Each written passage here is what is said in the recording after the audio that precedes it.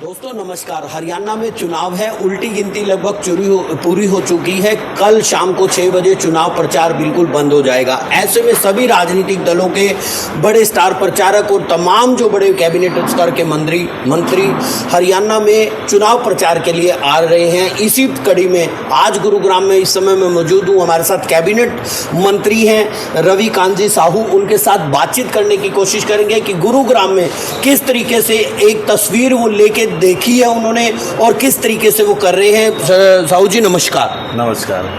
साहू जी, किस तरीके से देखते हैं कल चुनाव प्रचार 6 बजे बंद हो जाएगा, किस तरीके से आप देखते हैं तमाम जो यहाँ पे दो दिग्गज और भी खड़े हैं अपना दावा कर रहे हैं जीत का, किस तरीके से गुरुग्राम विधानसभा में बीजेपी का स्टैंड इस समय का आपको लगा है? देखिए, विधानसभा चुनाव के दौरान जब मैंने प्रचार में अभी अशोका बिहार में जा कर के लोगों से जनसंपर्क किया, जनसंपर्क में देखा गया कि पूरा माहौल है भारतीय जनता पार्टी के प्रत्याशी के लिए। सभी जनता का आशीर्वाद देने के लिए तैयार खड़े हुए हैं और ये जो चुनाव है इसमें ये देखने को मिल रहा कि सभी उत्साहित मतदाता इस बार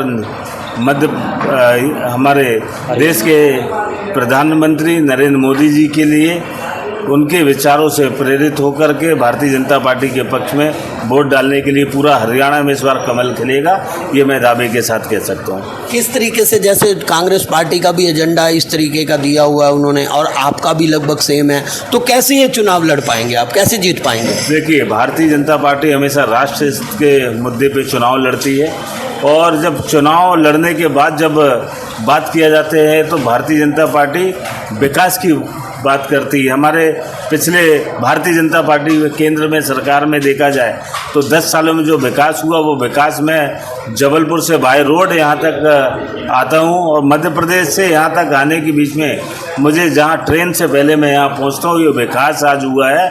और भारतीय जनता पार्टी के जो प्रचार है पार्टी का, ये पूरे हरियाणा में इस विकास के नाम पे चुनाव में वोट देने के लिए जनता एकजुट है, तैयार बैठी है। साहू जी, अगर मैं बात करूं राष्ट्रीय राजमार्ग की तो आप बात ही कर रहे हैं, परंतु अगर मैं गुरुग्राम लोकल की बात करता हूं, अगर आपको मेन बस स्टैंड से लेके मेट्रो तक जाना है तो ओल्ड गुरुग्राम में पार करने के लिए करीब कई बार 1 घंटा लग जाता है। सड़कों की हालत इतनी खराब है और गुरुग्राम की 10 साल की यहाँ पे सरकार भी थी, डबल इंजन ट्रिपल इंजन, ऊपर भी सरकार है नीचे भी, और नितिन गडकरी जी भी काफ़ी योजनाएं यहाँ पर कर भी चुके हैं, परंतु उसके बावजूद यहाँ का लोकल जो बंदा है वो तो सवाल खड़ा करता है, ना अस्पताल है, ना सड़कें हैं, पीने को स्वच्छ पानी नहीं है। किस तरीके से मुकेश शर्मा यहाँ पर जीत पाएंगे?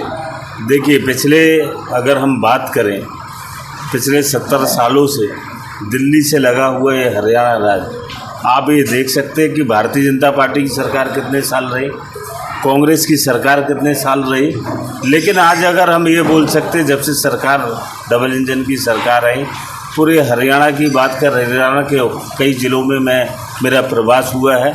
मैं आसपास देश में, पूरे देश में मेरा दौरा जो होता है वो बाय रोड में दौरा करता हूँ। अभी कल यहाँ से मैं औरंगाबाद महाराष्ट्र के लिए निकल रहा हूँ। निश्चित ही हर जगह कहीं देखिए विकास कार्य है, कहीं पुलिया बन रही, रोड बन रही, कहीं जो है आपके फ्लाईओवर मिल रहे, उसके कारण कई बार जो रोड अवरुद्ध होते हैं, डिवाइडर होकर के दूसरे मार्ग से जाना पड़ता है। ये हम कह सकते हैं इस चुनाव में कि आने वाले समय में जहाँ बहुत अधिक विकास हरियाणा का हो चुका है, जहाँ नहीं हुआ तो आने वाले समय में और विकास होगा। उसके लिए हमारे क्षेत्र की जनता को भारतीय जनता पार्टी के पक्ष में वोट देने जा रहे हैं। यहाँ स्थानीय विधायक हमारे मुकेश जी बन कर के आ रहे हैं, निश्चित ही वो विकास का कार्य करेंगे। विकास पुरुष हमारे जो मुकेश जी एक नई क्रांति गुरुग्राम विधानसभा क्षेत्र में। एक अंतिम सवाल मेरा ये रहता है कि अभी हम बात करेंगे यहाँ पर मुकेश शर्मा के सामने एक बीजेपी से बागी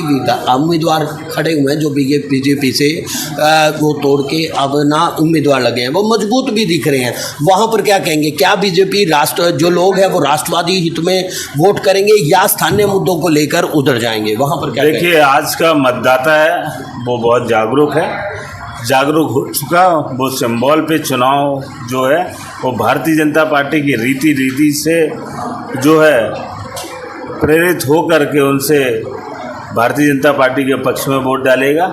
चुनाव का समय माहौल जब होता है तो वो उसका कुछ शुरुआती समय में कुछ और होता है। मैं यहाँ तक देखा कि सिर्फ कमल ही खिलेगा, ये वोटर बोल रहे हैं। और आने वाले समय में 5 तारीख को चुनाव में ये मत जो पड़ेगा वो गिनती के बाद है, आप सभी को समझ में सामने दिखाई देगा कि हमारा भारतीय जनता पार्टी का प्रत्याशी इस विधानसभा से जीत कर गया। आप हरियाणा में कई जगह पे प्रवास किए हुए, आप ये बताइए कितनी सीटें ले रहे हैं बीजेपी इस बार?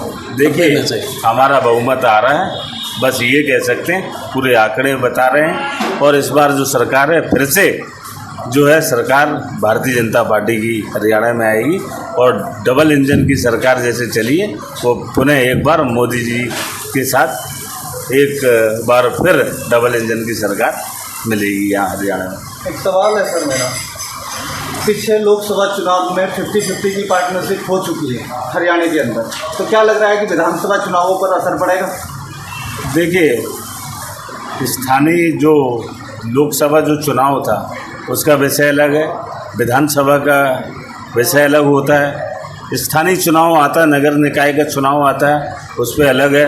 और सरपंच और जनपद का चुनाव होता है, उसमें अलग अलग मुद्दों में लड़ा जाता है। इसमें कोई असर नहीं है होगा।